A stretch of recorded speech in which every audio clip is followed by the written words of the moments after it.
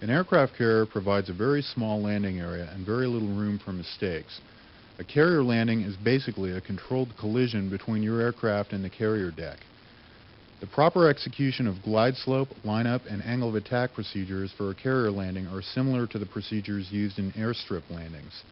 Despite the similarities, smooth and timely corrections become even more critical for carrier landings. As we progress through this section, you'll recognize terms and procedures from the airstrip landing training. The basics don't change, but now we expand on them to meet the special requirements for carrier operations. We'll go over the landing aids such as the Fresnel lens system and get you on deck in good form to catch a wire. Deck procedures will prepare you for another sortie so you can taxi to the catapult and get back into action. We will discuss the execution of patterns that place you in the proper landing configuration and go over how to deal with the emergencies that might arise in carrier landing situations. An aircraft carrier provides a... Back in World War II, aircraft carriers launched and recovered aircraft in the same direction. It became apparent that the carrier could launch and recover aircraft simultaneously if the aircraft landing area were angled in relation to the ship's heading. The direction your aircraft is launched off the bow is called the base recovery course. Since the landing area is angled, the landing heading will not be the same as the base recovery course. To find the actual landing heading, you must subtract 10 degrees from the ship's heading. The base recovery course for this training session is 360 degrees, making the angled deck landing heading 350 degrees. The carrier ILS shows deviation from the landing heading. Your target touchdown point is the number 3 arresting wire, the origin of the carrier's glide slope. It is critical for you to maintain glide slope all the way to touchdown. 1 foot deviation, high or low, will result in the hook point of your aircraft touching down 20 feet long or short. Landing long, you could miss all the wires. This is called a bolter. If you are low, you'll land short of the landing area, possibly impacting the back of the boat. This is known as a ramp strike. With only 47 feet between wires, there is very little margin for error. Controlling Aoa deviation is critical in preventing the aircraft from getting too slow, causing the angle of attack to increase. Adding power once the engines have rolled back and your aircraft is slow will have little effect since engines take time to spool up. The approach to the ship, or boat, is much the same as an approach to an airfield. It is important to be on glide slope, lineup, and speed. Use the ILS to align yourself in the groove. Once in the groove, you'll utilize 2 additional landing aids, the Fresnel lens system, affectionately called the meatball or just ball, and the landing signal officer, or LSO, who's responsible for assisting the pilot in landing. We'll cover the meatball in more detail in the next topic. At 4 miles out, on a straight-in approach, slow to just 250 knots. Transition to landing configuration and perform your landing checklist. Radar altitude is displayed on the HUD. Gear and flaps are down, ILS is on, and most important, hook is deployed. The hook deployment is operated by pressing the H key. Once deployed, an indicator light located on the instrument panel just above the brake light indicator will come on. The aircraft will not be able to recover on board the boat without the tail hook in the down position. After you're in the landing configuration, call the tower with Shift T. Set throttles to somewhere around 70% RPM initially. Correct your aircraft using the ILS needles, as close as possible to an on and on state by the time you're 3/4 of a mile out. When you're able to make out the ship's landing area, center the velocity vector on the deck parallel with the green datum lights on the meatball.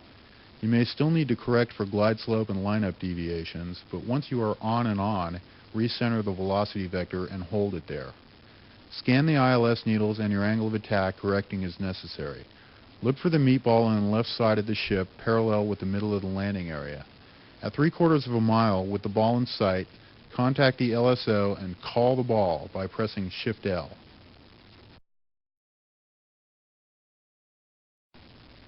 The Fresnel lens system, or meatball, is a visual landing aid on the aircraft carrier. The meatball provides glide slope information similar to a VASI, but with increased accuracy. It is positioned on the left side of the ship in about the middle of the landing area, facing the final approach course. When entering the groove, each aircraft is required to call the ball to indicate they have sight of it. Call the ball when you're about 3/4 of a mile out by pressing Shift L. The meat ball informs you of the position and the relative movement of your aircraft in relation to the glide slope. If your aircraft is on glide slope, you'll see a centered ball, which means the cell aligned with the datum will be lit. As your aircraft moves to a position higher than the glide slope, a cell above the datum will be seen, giving the effect of a ball moving upwards. If your aircraft moves to a position below glide slope, the meat ball will appear to move below the datum. Correct so you are on glide slope, causing vertical movement of the ball to stabilize. As you approach touchdown, the ball will get much more sensitive. Once you pass over the ramp of the boat, don't chase the ball. Chasing a descending ball in close can result in an extremely hard landing. Hold your attitude and angle of attack to touchdown. The ILS deviates as your aircraft nears the ship. Since the meat ball is projected from the deck directly in line with the landing area, it is more precise. The meat ball has no moving parts and functions no matter what malfunctions or battle damage the aircraft carrier may have. Practice flying the ball with early, small corrections, and remember, don't chase the ball in close. At 3/4 of a mile from the carrier, you are on final approach. Contact the LSO by pressing Shift L. The LSO rogers your call and assists in evaluating your aircraft position relative to lineup, glide slope, and angle of attack. If the deck is fouled with another aircraft, or if your arresting gear is not set, the LSO will give a wave off. If you receive a wave off, add power and take it around, as described in the carrier pattern section. Otherwise, continue your approach, scan the ball, and check lineup and angle of attack. If you see the ball start to get high, correct with a little forward stick and power off. As the ball settles back to glide slope, add power and recenter the velocity vector on the landing area. Make smooth, timely corrections all the way to touchdown. Fly the aircraft right onto the deck. Do not try to flare. Avoid chasing the ball once you're over the ramp.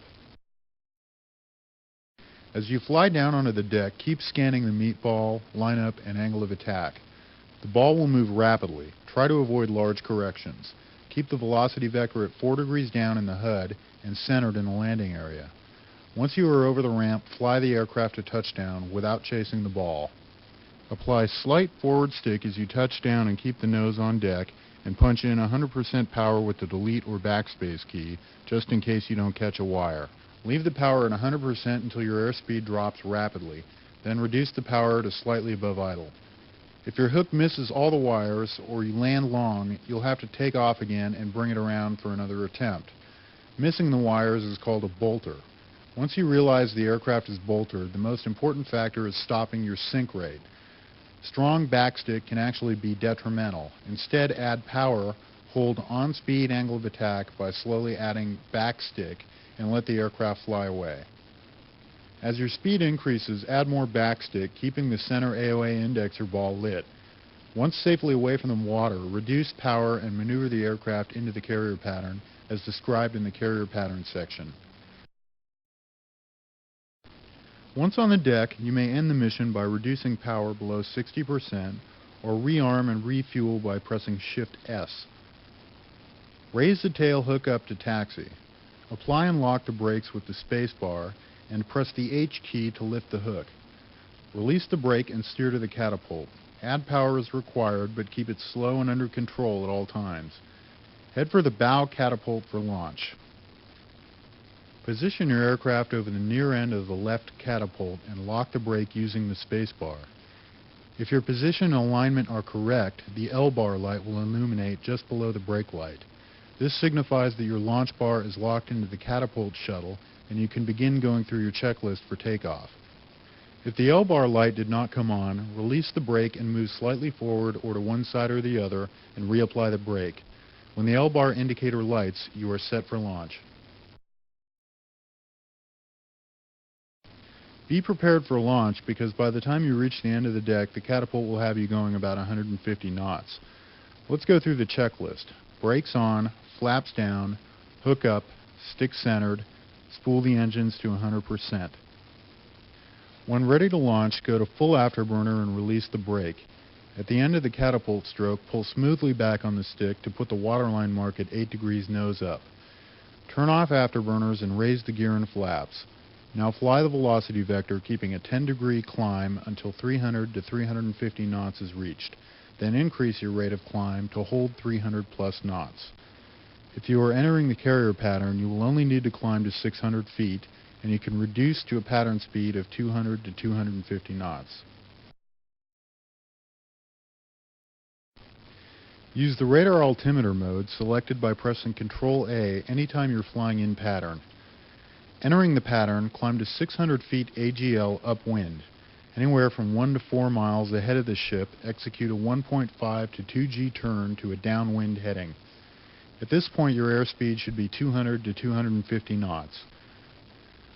Prepare for landing with gear, flaps, and hook down.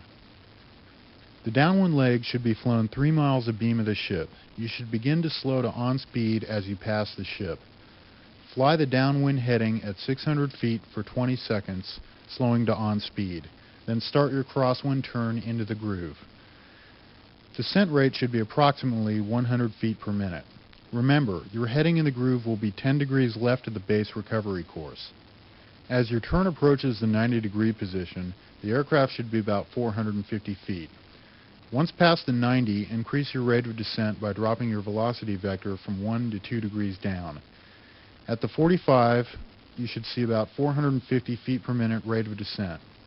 Roll out to intercept glide slope, on landing heading, on speed, with 700 to 800 foot per minute descent rate. Watch for the ball. As soon as you see it, start to correct to achieve a centered ball at 3/4 of a mile out. With the meatball in sight, call the ball by pressing Shift-L. Fly into the groove, double-check gear, flaps, and hook down.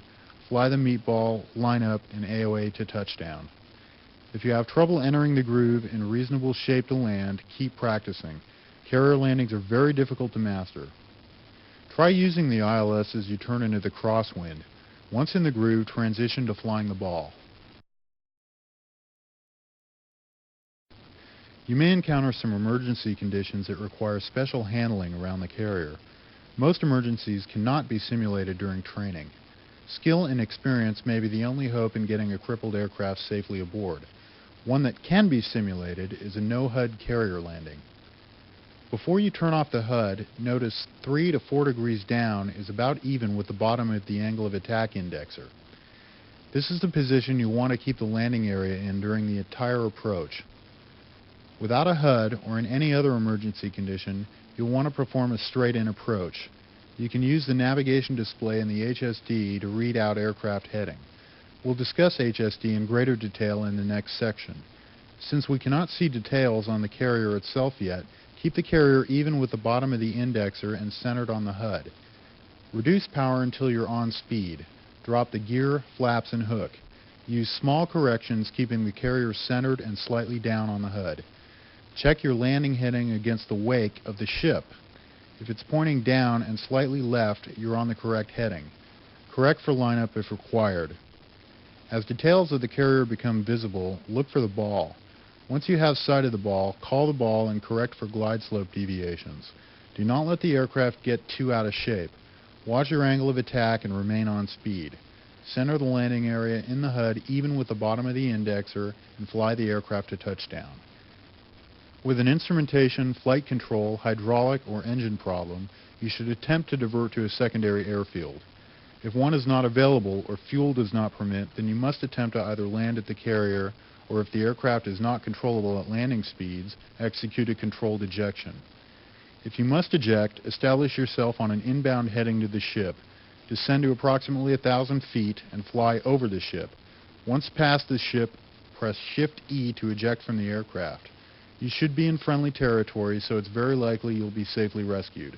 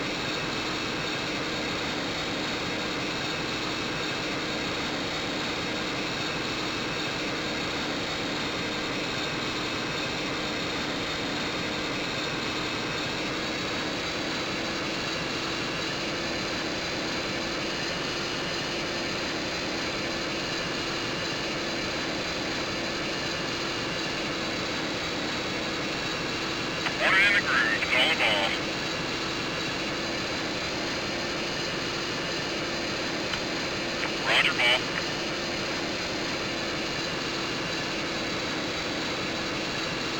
A little slow. You're slow. You're slow. A little fast. Keep it coming. Keep it coming. Keep it coming. You're slow. Keep it coming.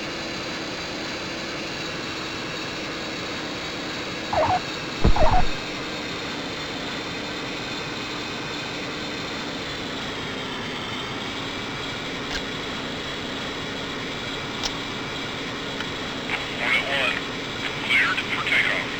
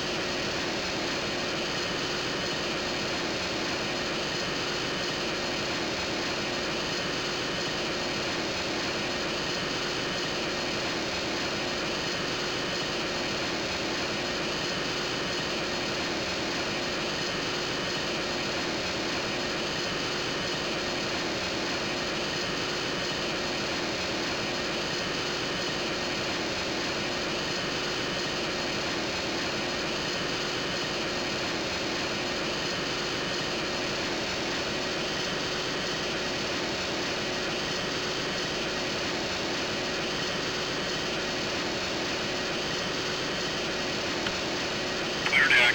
Contact CATC for approach.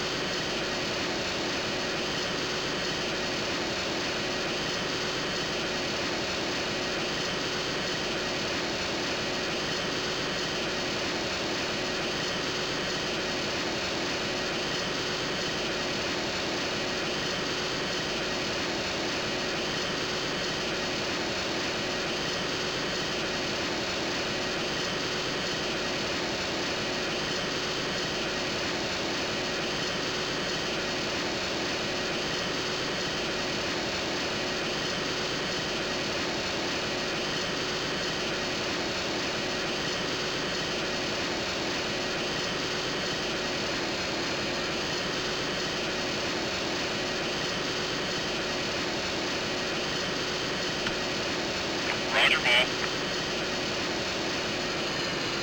You're bad. You're bad.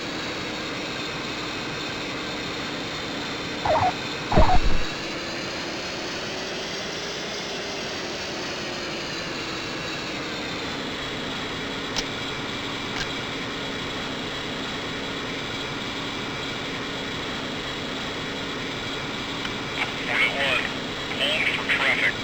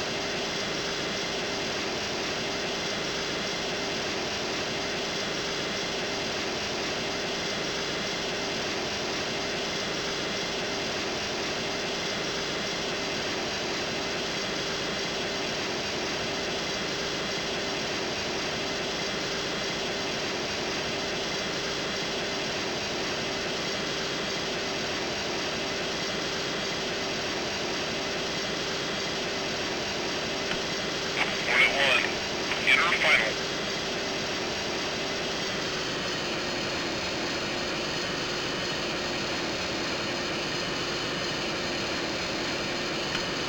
Valve deck. Contact CATC for approach.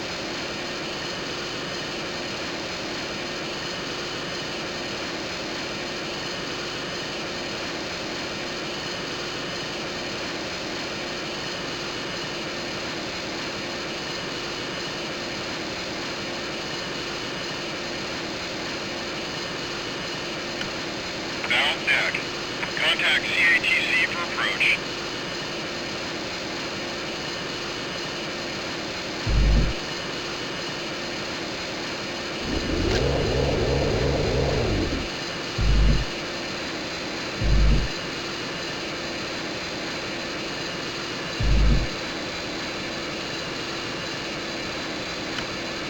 Roger, ball.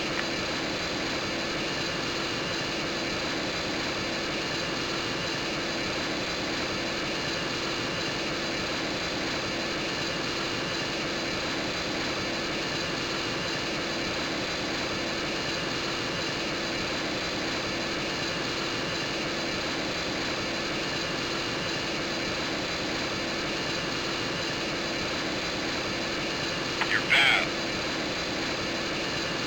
You're low.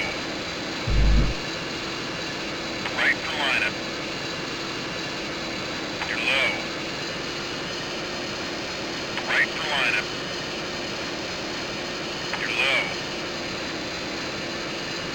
Full right.